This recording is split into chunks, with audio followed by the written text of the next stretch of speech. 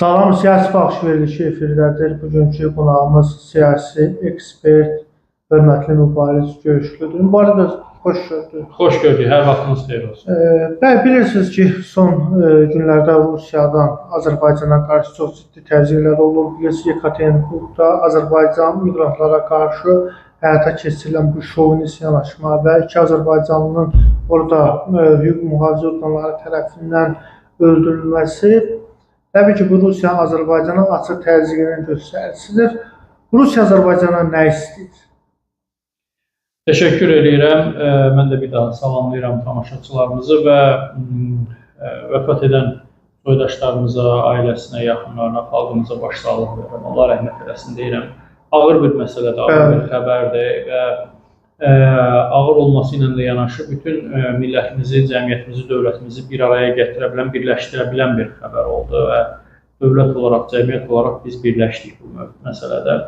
Və çox təəssüf edirəm ki, Rusiyada növbəti dəfə, Rusiyanın hüquq mühafizə orqanlarının növbəti dəfə biz açıq demək lazımdır, cinayətkar adlandıra biləcəyimiz bir əməli ilə qarşı-qarşıyayıq. Yəni, heç bir soru-sual olmadan, məhkəmə qərarı olmadan, belə deyək də, xüsusi bir səbəb əvvəlcədən göstərilmədən, izah edilmədən belə bir zorakı hal baş verir, ölüm hadisəsi baş verir və bütün bunlardan sonra belə bir açıqlama verirlər ki, elə bir hadisə olmayıbdır, güya ürək tutma olub və yaxud başqa bir məsələ olubdur. Burada Rusiya tərəfinin onun hüquq mühafizə orqanlarının aşırı zorakılıq və güc tətbiq etmək məsələləri olub. Çox təəssüf edirəm.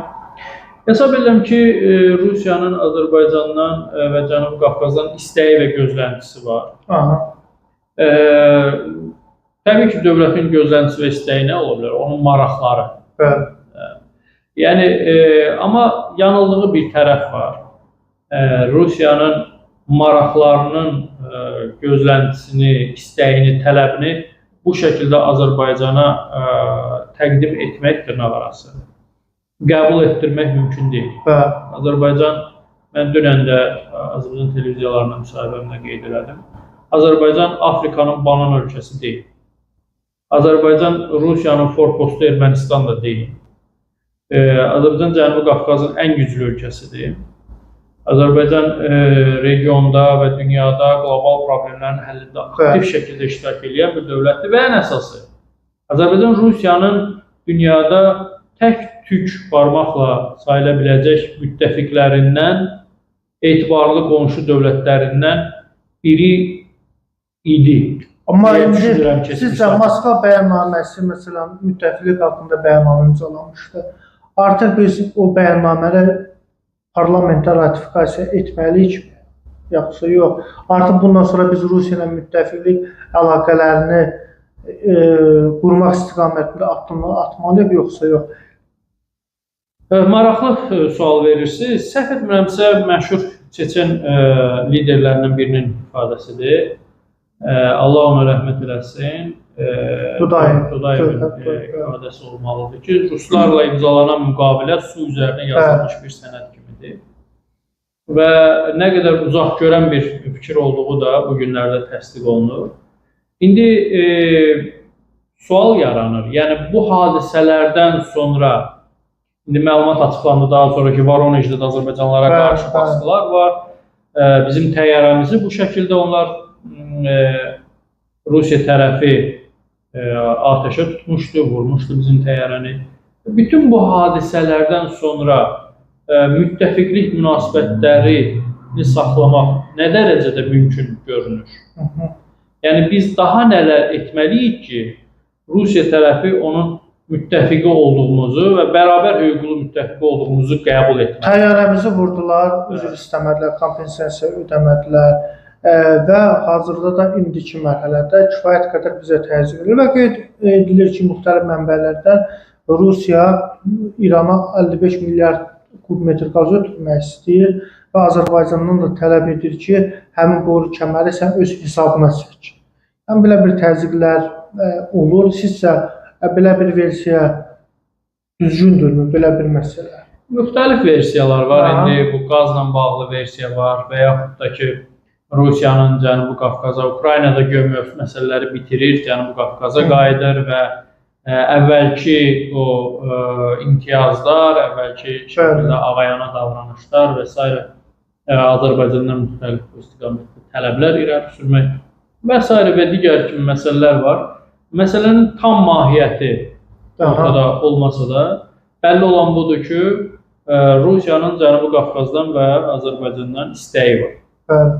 Əlbəttə, hər bir dövlətin digər dövlətdən gözləntisi və istəyi ola bilər və bunları sən mehriban qonşuluq, qarşılıqlı anlaşma, o stol arxasında müzakirələr nəticəsində verilən qərarlarla əldə edə bilərsən, təmin edə bilərsən. Zaten Azərbaycan da belə bir dövlətdir. Azərbaycan hər zaman Rusiya ilə və digər qonşularla münasibətlərdə müttəfiqlik, qonşuluq, dostluq münasibətlərinə sadiq olubdur. Nə qədər ki, biz qarşılığını Rusiyadan görməsək də belə 30 ilə yaxın müddət ərzində və ən böyük problem də Rusiyanın Ermənistan vasitəsilə Qarabağı işğalda saxlamasına dəstək verməsi məsələsi olub ki, bu bizim üçün ən ağrılı problemlərdən biridir. Bütün bunlara rəğmən biz Rusiyaya qarşı anti-ovqatda olmamışıq və hər hansısa bir qonşuluq münasibətlərinə xələl gətirən davranışlar göstərməmişik. Sizcə, bundan sonra Rusiya yenidən bizim miqrantlara qarşı, soydaşlarımıza qarşı repressiyanı daha da inkişaf etdirə bilər mi? Oradakı Azərbaycanlıları məsələn deportasiya eləsin müxtəlif yollara. Bu mümkündürmü və bizim bu cavab attığımız Rus məktəblərinin bağlanmasına gətirib çıxaracaqmı? Artıq ehtiyac varmı Rus məktəblərinin Azərbaycanda, Rus sektoruna? Ümumiyyətlə, mən hesab edirəm ki, Rus məktəblərinə, Rus mədəniyyətinə, Rus dilini və bütün bunları arxasından gələn Rusiya şovinizmi və imperializmin yayılmasına səbəb olan hər bir məsələni ləğv etməlidir. Aydın. Yəni, bu hadisələr olsa da, olmasa da, yəni, hesab edirəm ki, Rus dilli məktəblərə, xüsusən dövlət məktəblərimizə, dövlət büdcəsindən maliyyələşən məktəblərimizə olmasına gərək yox. Əlbəttə, bu sonucu ilə bağlı qərarlara bizim aidiyyəti qurumlarımız verəcək. Mən bir vətəndaş olaraq siyasi mövzularda müxtəlif şəkildə şərh verməyə çalışan bir şəxs olaraq qeyd edirəm ki, yəni mən buna ehtiyac görmürəm. O ki, qaldı bizim soydaşlarımıza çox təəssüf edirəm ki, yəni Rusiya bizim soydaşlarımıza qarşı, istəyir Rusiya vətəndaşı olsun, istəyir Azərbaycan vətəndaşı, qeyri-ölkə vətəndaşı olsun, davranışları çox zorakı və kobud davranışlar biz müşahidə edirik. Təəssüf ki, bu hadisələrdən onlar zərər və ziyan görürlər. Amma onlar zərər görməsin deyə də biz illərlə bu məsələləri qoruyub saxlamışıq, güzəştlər eləmişik və sual yaranır, hara qədər? Bu məsələ oldu, xalqı da, müxtəlif ictimai-siyasi camin də düşündürür məsələ oldu. Rusiyanın da onlar üzərindən təzyiqlər həyata keçirməsi yalnız düzdür, yəni bizim soydaşlarımıza ziyan olan məsələ deyil, həm də Rusiyaya ziyan olan məsələ. Və onsuz da Rusiyanın hansı bir dövlət olduğunu hər kəs bilir, amma növbəti dəfə iç yüzü açılmış olur ki, Rusiya iqtisadiyyatına, Rusiyanın biznes mühitinə, Rusiyanın hər bir halda dövlətinin inkişafına fayda verən miqrantlara, Azərbaycanlara qarşı bu cür kobud davranışlar elə Rusiya dövlətinin özünün də əleyhinə olan bir məsələ. O ki, qaldı bizə ziyanlı olması, bizə Rusiya qədər ziyanlı olacaq bir məsələ yoxdur bunlar. Aydındır. Sizcə bu baş verənlər bir daha bizim cəmiyyəti ayıdacaqmı və bu birliyə gətirəcəkmi? Bu sizcə, mən düşünürəm ki, elə bu proses baş verməsi bir növ Azərbaycan xalqına aiddir və Rusiyanın necə bir dövlət sisteminə malik olduğunu da göstərdi. Yəni biz artıq öz siyasətimizi həm milli baxımdan, həmçinin Avro-inteqrasiyası baxımdan, həmçinin türk birliyi baxımdan biz həyata keçirməliyik. Sizcə bu istiqamətdə belə bir siyasətin aparılması mümkün ola bilərmi? Artıq biz Rusiya ilə müəyyən artıq məsələlərdə məsafə saxlamalıyıq. Təbii, yəni baş verən hər bir hadisə bunun müsbət nəticələri də olur. Əlbəttə, yəni yalnız mənfi məqamlardan ibarət deyil. Necə ki biz 2-ci Qarabağ müharibəsi baş verməsi və ondan sonraki hadisələr milli məsələlərə, Türkiyə və Türk dünyası ilə bağlı məsələlərin tanıdılmasına daha geniş yer və rol açdı. və Azərbaycan dövləti Türk dünyasının birliyi məsələsində daha da irəli gedən çalışmalar şəhidlər həyata verdi. keçirməyə Lakin bu iki bizim soydaşımızın da Rusiya-Azərbaycan münasibətlərində 2 nəfər şəhid verməklə artıq xalq ayılmalıdır ki, Təbii ola bilər, yəni bunun da təsir effekti. Təyyarə ilə başlayan bu hadisələr, bizim təyyarəmizin vurulması ilə başlayan o faciəvi hadisələrdən sonra bu hadisələrin də baş verməsi, düşünürəm ki, millətimizin, dövlətimizin Rusiyanın müstəmləkə davranışlarına və Rusiya müstəmləkə təfəkkürünə aparıb çıxaran məsələlərə etiraz etməsinə, yox deməsinə və onu siyahıdan silməsinə gətirib çıxara bilər.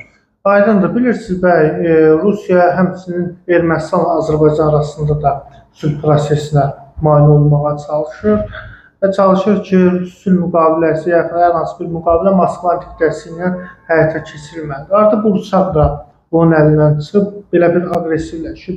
Sizcə Rusiya məhz Türkiyənin regiona daha da çevik daxil olmasına, Ermənistanla Azərbaycan arasında proseslərdə aktiv rol oynamasına nə vaxtda belə müəyyən necə reaksiya verəcək? Daha da kəskin bir mövqe ortaya qoya bilərmi? Ola bilər, əlbəttə. Yəni Cənubi Qafqaz elə bir strateji bir yerdir ki, buradan nə Rusiya, nə İran, nə bir başqası çəkmək istəməz. Amma bu istəklərlə də həll olan məsələ deyil və nə Cənubi Qafqaz və Azərbaycan 30 il əvvəlkidir, nə də Rusiya və Türkiyə 30 il əvvəlki dövlətlərdir. Yəni bu 30 illik zaman Azərbaycanın, Türkiyənin və Azərbaycan-Türkiyə birliyinin liderlik etdiyi Türk dünyasının xeyrinə dəyişən bir məqam olubdur, mərhələ olubdur. Ona görə də Rusiyanın bu məsələləri ciddiyə alması lazımdır. Azərbaycan bir daha deyirəm ki, Rusiya üçün Afrikanın banan ölkəsi deyil və Türkiyədə kifayət qədər regionda, dünyada nüfuz və güc sahibi olan bir dövlətdir və Ərdoğanın da necə bir lider olduğunu da Putin'də və dünya liderləri də yaxşı tanıyırlar, bilirlər və hörmət edirlər. Hesab edirəm ki, Türkiyənin Azərbaycanda və Cənubi Qafqaz regionunda mövcudluğu sabirlik və stabillik deməkdir və nə qədər qəbul edilməz və maraqlı olsa deyim ki, elə hətta Rusiyanın özünün də faydasına olan bir məsələdir. Baxın, bəy, Rusiyadan Azərbaycan təzyiqlər artır və artıq bu geri dönməz bir prosesə gətirib çıxarır. Sizcə, artıq Azərbaycan öz təhlükəsini təmin etmək üçün Türkiyə hərbi bazasına Azərbaycanda ehtiyac varmı? Çünki həqiqətən də təhlükəsizlik riskləri daha da aktuallaşır, həm cənubda, həmçinin şimalda. Mən buna zərurət görmürəm açıqca. Türkiyədə daxil hər hansı bir ölkənin hərbi bazalarının Azərbaycanda yerləşdirilməsi zərurətini mən ehtiyac görmürəm açığı. Amma buna rəğmən, bunun qarşılığında Türk Dövlətləri Təşkilatının nəzdindəmi, rəhbərliyi ilənmi deyək ki, bir hərbi birlik formatının qurulması mümkün ola bilər. Bu daha düşünürəm ki, məqsədə uyğun bir format olar. Və Türk Dövlətləri Təşkilatına üzv olan ölkələr qarşılıqlı olaraq bir-birlərinin təhlükəsizliyinə hər hansı bir təhdid yaranarsa, bu indi məxsusi Rusiyaya qarşı deyil də, yəni ümumən təhlükəsizliyimizi təhdid edən hər hansı bir təhlükəyə qarşı birləşmək anlamında belə bir Türk hərbi birliyi çətirinin formalaşdırılması daha məqsədə uyğun olar. Nəinki hər hansı bir xarici ölkənin, hətta o bizim qardaş Türkiyə dövləti olsa da belə, onun hərbi bazalarının Azərbaycanda yerləşdirilməsi zərurətdir. Çünki Türkiyə həm də NATO üzvüdür. Türkiyə hərbi bazalarının olması həm də NATO'nun burada mövcudluğu deməkdir. Və biz sonuncu İsrail-İran gərginliyində İranın ərəb ölkələrdəki Amerika hərbi bazalarını necə vurduğunun da şahidi olduq. Biz Azərbaycan siyasi rəhbərliyi, Cənab İlham Əliyevin rəhbərliyi altında çox ağıllı bir siyasət yürüdür ki, biz heç kimsənin platformuna çevrilmirik. Hətta İrandan indi iddialar var ki, güya İsrail təyyarələri buradan dronları. Mən bunları dezinformasiya, şantaj hesab edirəm və ciddi qəbul etmirəm. Və biz bu xətti davam etdirməliyik. Biz heç bir ölkənin hərbi bazasının burada mövcudluğuna gərək yoxdur. Əvəzində dediyim kimi, Türk Dövlətləri Təşkilatının bütün dünyada qəbul edildiyi kimi beynəlxalq hüququn tərkib hissəsi olan Türk Dövlətləri. Ona gələcəkmi Türk Dövlətləri? Getməsi lazımdır. Çünki bizim hamımızı bir təhdid ünsürləri var dünyada. İndi Rusiyadırmı, Çindimi, Amerikadırmı, bir başqasıdırmı, bunları detallı müzakirə etmək olar. Amma təhdid ünsürü var. Və düşünürəm ki, güc birlikdədir. Hətta təhdid ünsürü olmasa da belə, biz bir hərbi güc formalaşdırıb, bizə qonşu regionlardakı münaqişələrin həllində aktiv siyasi hərbi çalışmalar da həyata keçirə bilərik. Aydındır. Çox sağ olun mübarək. Təşəkkür edirik. Hörmətli tamaşaçılar, siyasi baxış verilişinə baxdınız. Çox sağ olun.